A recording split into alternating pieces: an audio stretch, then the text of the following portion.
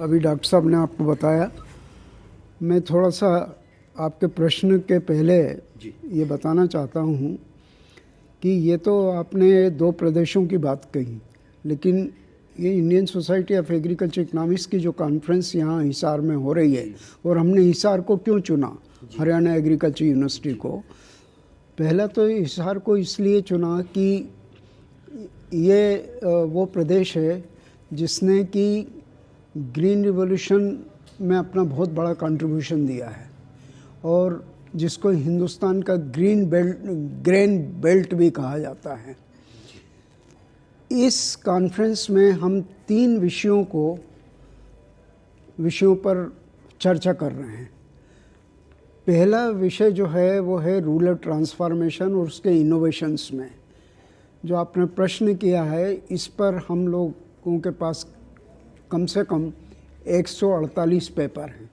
148, और वो सारे एग्रो क्लाइमेटिक रीजनल प्लानिंग को रिप्रेजेंट करते हैं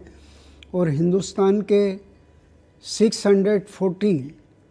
एग्रीकल्चर इकोनॉमिस्ट ने इसमें 200 पेपर कंट्रीब्यूट किए हैं। तो प्रश्न ये है कि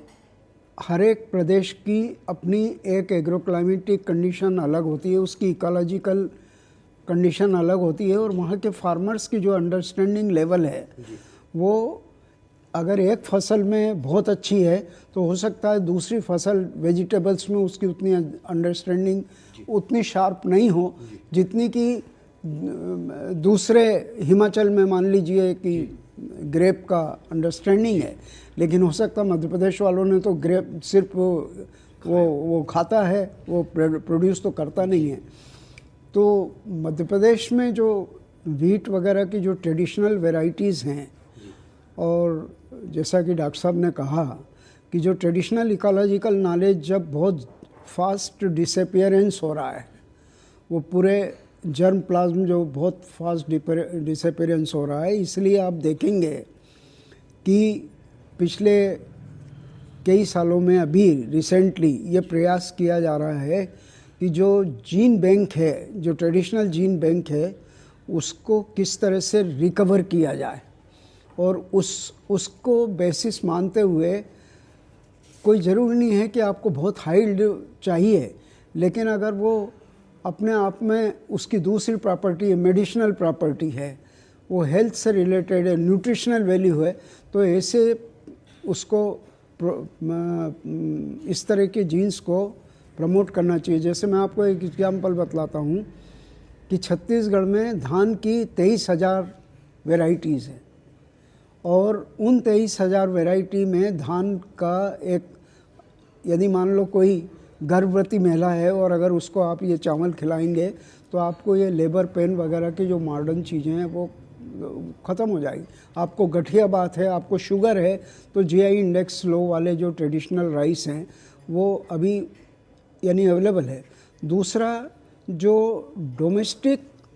इंडिजिनियस फ्रूट हैं, छोटे छोटे से हर्ब एंड शर्ब है, अभी उसके ऊपर बहुत ज़्यादा यानी बहुत लिमिटेड वे में रिसर्च हुई है। उसमें हमारे कॉन्फ्रेंस में कुछ बहुत सारे पेपर्स भी हैं, डिबेट भी है। तो ये क्रॉस लर्निंग तो होती है, लेकिन आपको ये भी समझना पड़ेगा कि यानी आप हर जगह तो सेफ्रॉन का कल्टीवेशन नहीं कर सकते, केसर का। बिल्कुल बिल्कुल, वो तो कश्मीर में होगा, या कश्मीर से जो, या तो फिर आप इतनी ज़बरदस्त रोबस्ट टेक्नोलॉजी बना दें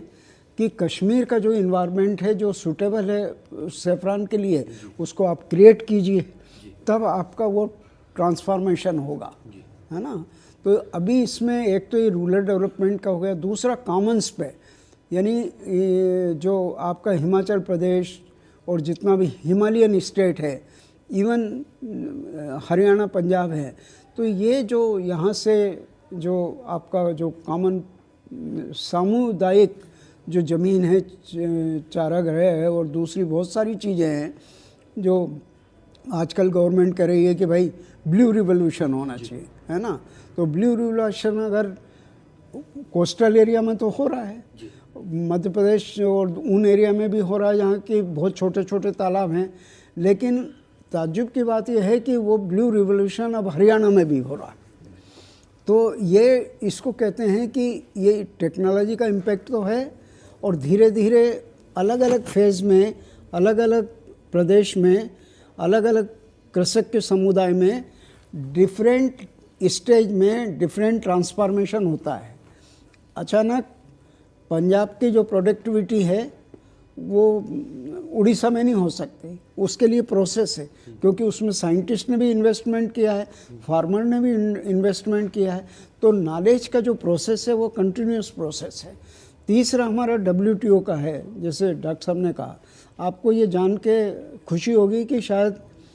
हरियाणा एग्रीकल्चर यूनिवर्सिटी में ये पहली बार हो रहा है। डॉक्टर साहब ने जो ये कॉन्फ्रेंस हमको अपॉर्चुनिटी